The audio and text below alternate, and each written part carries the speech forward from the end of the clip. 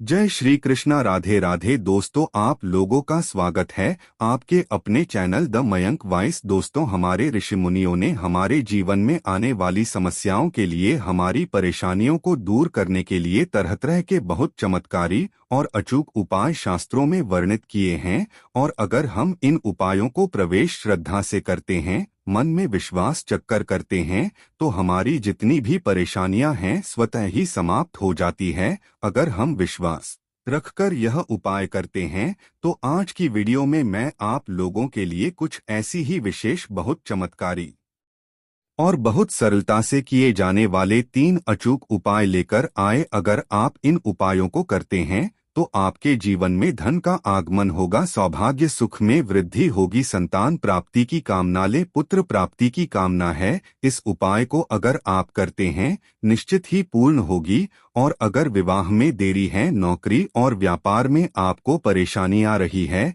किसी अपने से अगर आप कर्ज मुक्ति रहे हैं, धन का अभाव है आपको, तो इन उपायों को करने से धन से संबंधित जो भी समस्या है वह दूर होगी। सिर्फ एक ही शर्त, उपाय जब भी आप करें आपके मन में विश्वास होना चाहिए। मुझ पर नहीं, भगवान पर विश्वास होना चाहिए, अपने आप पर विश्वास होना चाहिए कि जो आप उपाय कर रहे हैं शीघ्र ही आपको इससे लाभ अवश्य होगा। क्योंकि जब हम उपाय करते हैं तो उपाय से हमारा विश्वास काम करता है, और विश्वास हमारे कार्यों में सफलता के लिए। सब्सक्राइब करें, निश्चित ही आपके मन में पूर्ण विश्वास रखिए और भगवान पर विश्वास रखें, आपकी कामना अवश्य पूरी होंगी। क्या करना है आपको दोस्तों? पहला उपाय हम धन प्राप्ति के लिए करते हैं, क्योंकि अगर हमारे जीवन में धन का अभाव हो तो बाकी सारे सफेद समस्याएं, बाकी सारी परेशानियां अपने आप ही हमारे घर के दरवाजे पर दस्तक देने लग जाती है। इसलिए सबसे पहले हम धन से संबंधित उपाय करते हैं। अगर आप धन की समस्या से परेशान हैं, आपके घर में धन रुकता नहीं, टिकता नहीं है, आप धन कमाते हैं लेकिन बचता नहीं है, या फिर आपके व्यापार में वृद्धि नहीं हो रही है, धन का आगमन नहीं हो रहा है, तो ऐसे में आपको चाहिए कि गुरुवार के दिन तुलसी के पौधे की जड़ आप अपने घर की तिजोरी में रख।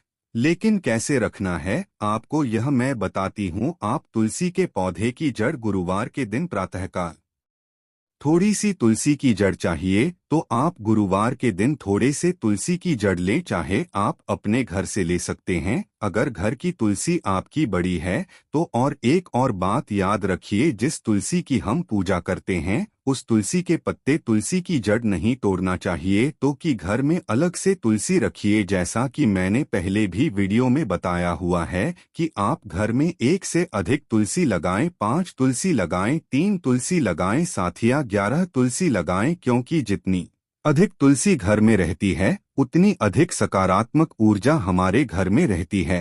तो दूसरी तुलसी से आप जड़ लेंगे जिससे की पूजा करते हैं, उसका जड़ आपको नहीं लेना है। आप चाहे तो मंदिर से भी तुलसी की जड़ लेकर आ सकते हैं। जो अगर आपके आसपास कोई घर के आसपास कोई मंदिर हो तो वहां से थोड़ी सी तुलसी की जड़ आपको लेकर आनी है। माँ से प्रार्थना करनी है कि आप हमारे घर चलिए और हमारे जीवन में सुख, समृद्धि और धन का आगमन हो, श्री हरि विष्णु और महालक्ष्मी की कृपा हो। है इसके लिए आप प्रार्थना करते हुए और माँ तुलसी की जड़ से लेकर आए साफ शुद्ध जल से उसे साफ करें, गंगाजल से उसे शुद्ध करें। अपने घर के मंदिर में आप उनकी विधिवत पूजा करें, धूप दीप से उनकी पूजा करें, पुष्प अर्पित करें। यहाँ पर पीले कपड़े में बांधकर यह तुलसी की जड़ आप अपने तिजोरी में अपने धन रखने के स्थान पर, या आप अपने व्यापारिक स्थल पर अगर रखना चाहते हैं, व्यापार में घाटा हो रहा है तो वहां पर भी जहां पर आप धन रखते हैं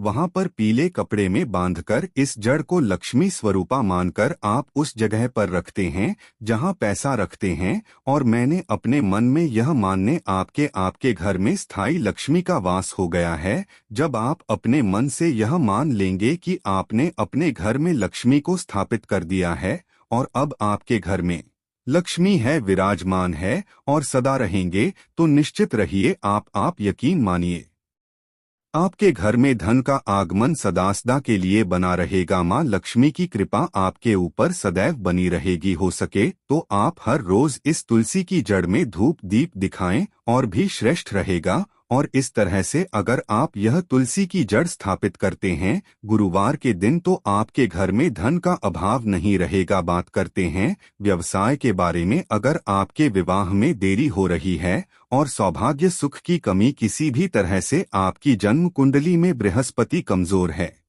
पीड़ित है, राहु केतु या शनि से दृष्ट है या उनके साथ है, नीचे हैं या फिर छठे आठवें 12वें भाव में विराजमान है बृहस्पति तो यह कमजोर हो जाते हैं। तो ऐसी स्थिति में हमारे जीवन में परेशानियां शुरू हो जाती हैं, धन का अभाव शुरू हो जाता है, विवाह में देरी हो जाती है, दाम्पत्य जीवन सुखमय नहीं रहता है और व्यापार में या नौकरी में हर जगह धन का अभाव बना रहता है। तो इसके लिए आपको चाहिए कि आप केले की जड़ गुरुवार के दिन अपने घर में धन रखने के स्थान पर रख सकते हैं आप, जिससे कि घर में धन का अभाव समाप्त हो जाएगा। और दूसरा उपाय आप कर सकते हैं कि केले की जड़ को पीले कपड़े में बांधकर अपने दाहिने हाथ की बाजू में बांध लेना है आपको, जिससे कि आपके जीवन में कोई भी परेशानी हो। बृहस्पति सुगंधित बृहस्पति अगर आपकी जन्म कुंडली में कमजोर है जिसकी वजह से आपको परेशानियां हो रही है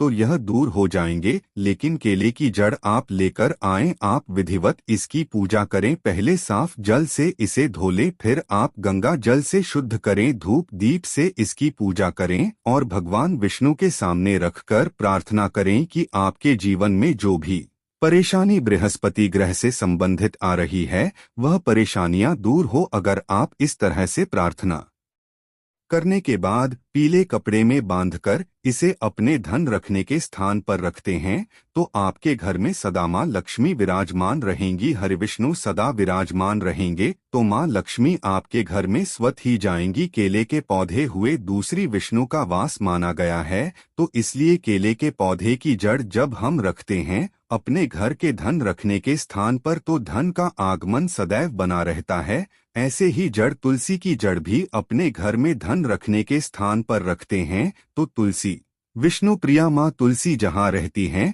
महालक्ष्मी और श्रीहरि विष्णु स्वतः ही विराजमान रहते हैं। तो यह दो उपाय बहुत चमत्कारी उपाय हैं। अगर आपके करते हैं आपके जीवन से धन का अभाव सदा के लिए समाप्त हो जाएगा, सौभाग्य की प्राप्ति होगी, दाम्पत्य जीवन सुखमय होगा। वह में कोई देरी हो रही है तो वह शीघ्र ही दूर होगी। इन दोनों उपायों के करने से आपके जीवन में हर समस्या का समाधान हो जाएगा। अब बात करते हैं तीसरे उपाय के बारे में। तीसरा उपाय आपको करना है सोमवार के दिन संतान प्राप्ति की कामना है, पुत्र प्राप्ति की कामना है। बहुत समय से प्रयास कर रहे हैं लेकिन संतान की प्राप्ति नहीं हो रही है या फिर कन्या रत्न है आपके पास, आपको पुत्र रत्न की प्राप्ति चाहिए तो इसके लिए आपको चाहिए कि सोमवार के दिन सफेद आंकड़े की जड़ अपने घर लेकर आएं। इसके लिए आपको चाहिए कि आप रविवार के दिन पहले इस पौधे के पास जाकर निमंत्रण देकर आए कि वृक्ष देवता आप मेरे घर चलें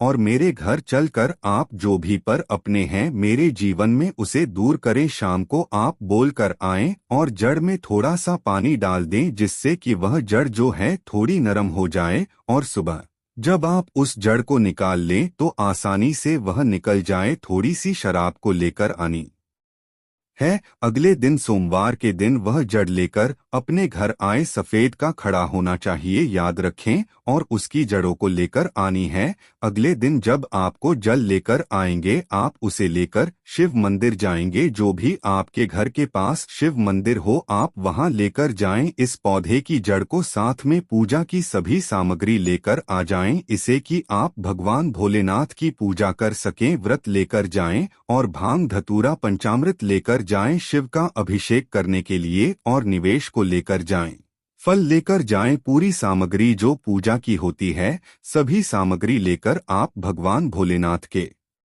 मंदिर जाएं, उनकी विधिवत पूजा करें। पूजा करने के बाद आपको क्या करना है, पूजा जवाब कर लेते हैं उस दौरान आपको पूरे भगवान शिव के मंत्र का जाप करते रहना है। ओम नमः शिवाय, ओम नमः शिवाय, ओम नमः शिवाय, ओम नमः शिवाय। इस तरह से आपको मंत्र जाप कंटिन्यू चलिए करते रहना है। जब तक हम अपने घर से भी जा रहे हैं तब भी मन में यह धारणा रखें कि आपकी कामना भोलेनाथ अवश्य पूरी करेंगे। उसके बाद आपको यह सफेद आंकड़े की जड़ साफ शुद्ध करके घर से लेकर जाना है और भगवान भोलेनाथ का जो शिवलिंग है उसके पास आपको रख देना है। रखिए आपको, और वहां खड़े होकर या बैठने की जगह तो बैठ जाएं और पूजा करें। आपको यह आंकड़े की जड़ ऐसे रखनी है, शिवलिंग के पास के शिवलिंग से स्पर्श हो इस आंकड़े की जड़ का। थोड़े समय खड़े होकर आप वहां नमः शिवाय का जप करें। उसके बाद आप इस आंकड़े की जड़ को 11 या 21 बार शिवलिंग के इर्द गिर्द घूमताने टच करते हुए, शिवलिंग को स्पर्श करते हुए इस आंकड़े की जड़ को और जाने वाली या 21 बार कर सकते हैं।